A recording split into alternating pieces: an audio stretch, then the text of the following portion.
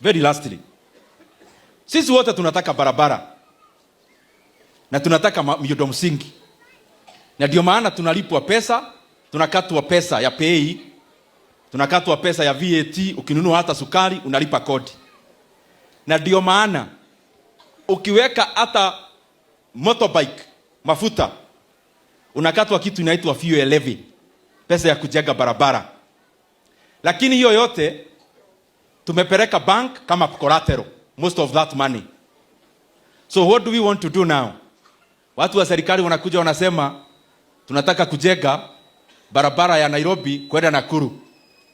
Mtu ambaye analipa pay, analipa VAT na analipa fuel levy, alafu serikali inamwambia tunataka tukujengee barabara na niwe utakuwa unalipa kutumia.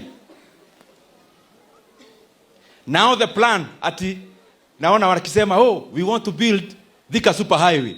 Of course we deserve another road. Even Mombasa road should be expanded. Of course we pay taxes. Lakini plani ni gani? Ujenge moja ya gorofa juu, alafu ile barabara Mwai Kibaki alijenga ati ukuje uweke toll, tulipe wewe ile umejenga toll, na ile Kibaki alijenga tulipe toll. Mimi nataka niwaambie hivi, that will not happen.